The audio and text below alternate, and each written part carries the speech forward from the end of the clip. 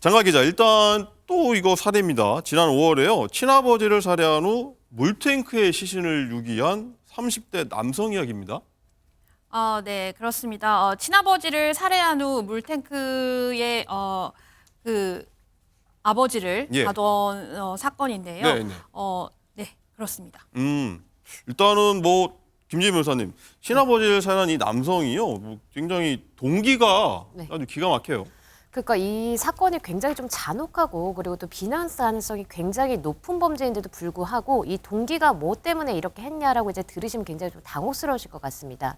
보통 이제 그 아버지나 이제 부모님이 자녀한테 잔소리 잘 하잖아요. 자녀가 이제 몇 살이 됐던 간에 이제 예. 보통 잔소리를 하기도 하는데 지금 이 사건 같은 경우에도 아버지가 평소에 이제 잔소리를 해서 이 부분에 불만을 품고 이런 범죄를 했다는 겁니다. 잔소리 때문에. 네, 굉장히 좀 이제 당혹스럽고 잔혹한 그런 범죄고 이제 굉장히 또 이 동기가 그냥 단순히 잔소리 때문에 이렇게 했다라고 하니까 굉장히 좀 충격적인 그런 사건인데요. 네.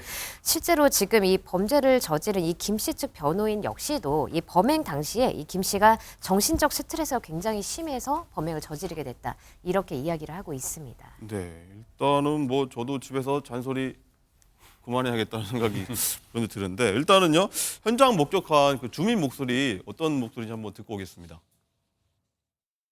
시신으로 추정되는 뭔가를 되게 무거워 보이는 주황색의 감싸진 뭔가를 네, 하시는 분들이 굉장히 무겁게, 그리고 그냥 경찰차가 한 10대 가까이 뭔가 강력 사건이 나긴 맞나 보다 이렇게 생각하긴 했어요. 자, 배 교수님, 일단은 아들 측 주장 들었을 때는요, 아버지 잔소리에 화가 나서 일단 우발적으로 살해한 것처럼 느껴지는데요. 제가 잠시 설명드리면 이 김 씨가 이제 시신 은닉 장소를 몇 개월 전부터 물색을 했고요. 그다음에 또 CCTV에 청테이프를 묶어서 이렇게 범행을 뭐 숨기려고 했다는 점이 드러났는데, 일단은 뭐 계획 범죄처럼 보이거든요. 이게 섞여 있는 것 같습니다. 그러니까 본인의 주장은 우발적이다. 왜냐하면 잔소리가 들려서 바로 이제 공격했다. 이런 보니까 그건 우발적인데, 문제는 다른 상황. 왜냐하면 CCTV가 청테이프로 붙여져 있어갖고 사실 이게 차게 된 것은 주차되어 있는 차의 블랙박스를 통해 수사가 된 거거든요. 네. 그러니까 실제로는 여러 가지 계획성이 존재하고요. 그리고 시신 은닉 장소가 지하 2층에 있는 저수조거든요. 지하에 있는. 그러니까 거기를 계속해서 왔다 갔다 하면서 찾았다. 그런데 문제는 이 혈흔이 남아 있었다는 거예요. 혈흔을 지우고 가지 않았다는 거죠. 그러니까 이게 계획성 치고는 조금 허술한 부분이 있지만은 분명한 것은 청테이프를 붙여놨기 때문에 계획성은 있는 겁니다. 그러니까 두 가지가 섞여 있는 부분이 있었기 때문에 경찰에서도 이 부분에서 면밀한 부분을 좀 찾는 것 같고요. 문제는 이제 그 다음이 문제죠. 이 계획성의 정도가 어느 정도냐. 그러니까 평소에도 누적돼 왔느냐, 아니면 그것은 지나간 걸 다시 또 분노에 의해서 우발적이냐. 요건 또 차이가 있을 수 있습니다. 두 번이 있을 수 있는 거죠. 네네.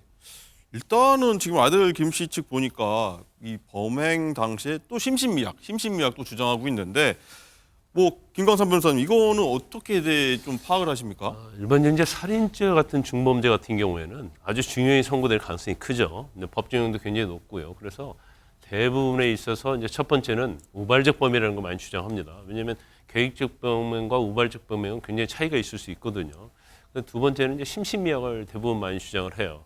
근데 이제 심신미약을 주장하는 이유가 이제 감경 요소로서 작용하기 때문에 심신미약을 주장하는데, 이 사건의 경우에도 보면 이제 그 변호인 주장에 의하면 사실 자폐 스트럼을 앓고 있었다는 거예요. 자폐 스펙트럼. 스펙트럼 장애. 그래서 자폐 스펙트럼 장애를 앓고 있었기 때문에 그 당시에 이제 정신적으로 정상적인 상태가 아닌 상황에서 이제 범죄를 저질렀다. 그러면 심신미약을 주장하면 이제 감정을 하게 되거든요. 근데 아마 감정 결과에 있어서도 자폐 스펙트럼 장애에 있다는 결과가 나온 걸로 보입니다. 네. 그래서 그러면 이런 경우에 과연 감경을 반드시 해줘야 하느냐. 근데 사실 전에는요, 이렇게 감정을 했는데 심신미약이 나오면 판사 재량이 없어요. 무조건 감경을 해줘야 합니다. 예를 들어 살인죄가 5년 이상 징역, 뭐 전속살인죄가 7년 이상 징역인가 그렇게 되는데, 그러면 5년 이상 징역이면 2년 5개월이 하한으로 내려와 버리는 거예요. 감경을 하면. 그러니까 다 심신미약을 주장하죠. 그런데 법이 바뀌었어요. 어떻게 바뀌었냐면, 네. 전에는 판사가 무조건 감경을 해야 한다 이렇게 법조문이 돼 있었는데, 그러다 보니까 이 심신미약을 굉장히 악용을 많이 하잖아요.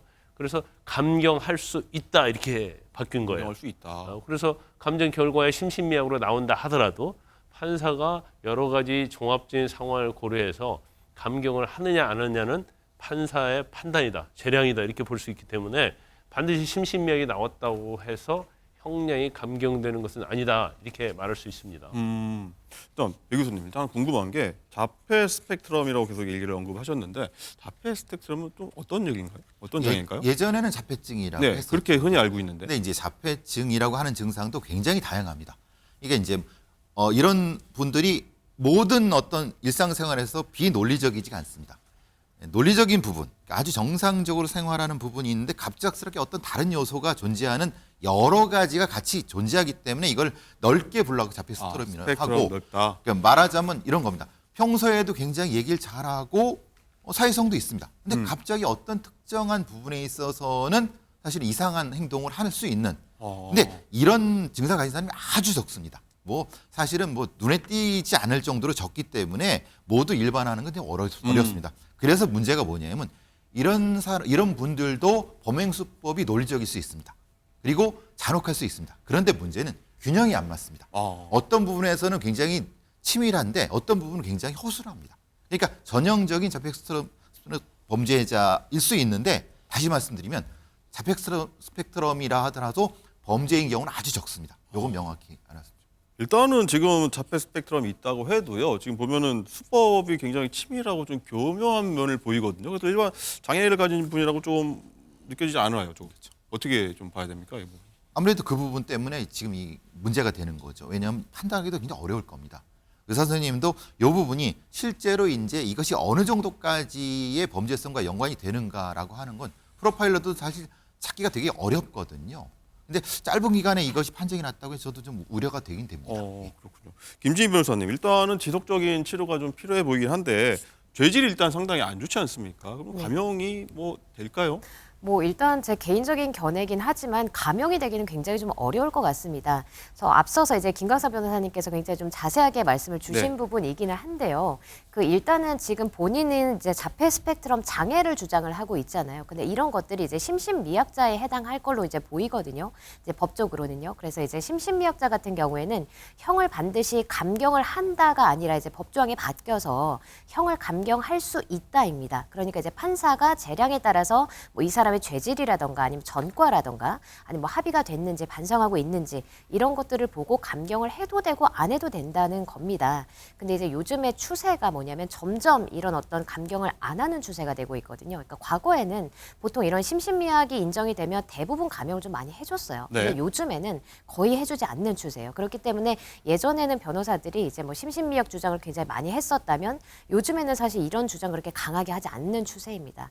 그러다 보니까 이런 어떤 추세에 비춰봤을 때는 어떤 이런 심신미약 주장을 하더라도 이것 때문에 감형이 되기는 굉장히 어렵다고 보여지고요. 그리고 또 이 사건 같은 경우에는 우발적이라고만 보기엔 좀 어려운 정황들이 있어요. 뭐 예를 들어서 뭐 은닉을 굉장히 좀 철저히 했다든가 이런 부분이 있기 때문에 죄질이 굉장히 불량하다고 보여지고 우발적으로 했다고 보기도 어렵습니다. 그렇기 때문에 뭐 여러모로 보나 뭐 심신미약 감경도 사실상 어렵고 우발적인 것도 아니라고 보여지고 또 이제 은닉을 하고 이런 부분에 있어서 죄질이 안 좋기 때문에 여러모로 보나 감형은 좀 어렵다고 보여집니다. 일단 저희가 좀 특이한 사례이기 때문에 일단 다뤄보고 있는데 일단 김광삼 변호사님 일단 이유가 어쨌든 살인은 명백한 범죄 아니겠습니까? 그리고 또 이분이 또 나중에 뭐 사회에 나와서요 또 비슷한 범죄를 좀 저지를 수 있으니까 강력한 좀 처벌을 내려야 되는 거 아니냐 이런 좀 요구들이 많은 것 같아요. 근데 이제 그 어떤 사건이 있고요. 그 사건이 어떤 정신적 질환과 관련이 된 경우에 이제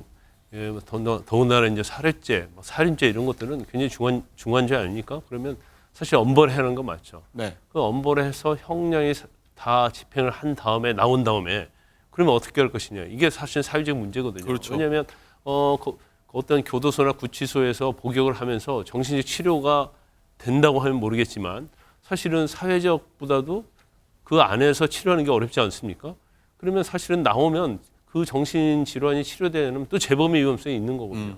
그럼 또 다른 범죄가 이제 반복이 되는 거예요. 그래서 아마 이 경우에서 이 장애 스펙트럼 장애, 자폐 스펙트럼 장애가 굉장히 심하다고 하면 아마 법원에서 판결할 때 치료 감호를 또 청구할 수 있어요. 그러면 공주 치료 감호소에서 치료를 받는 기간이 있거든요. 예. 그 기간은 물론 형에 또 산입이 됩니다. 그래서 치료도 상당히 우선이 돼야 하고 만에 하나 형 집행을 종료한 다음에 나올 때 이런 장애가 치료가 안 됐어요. 예.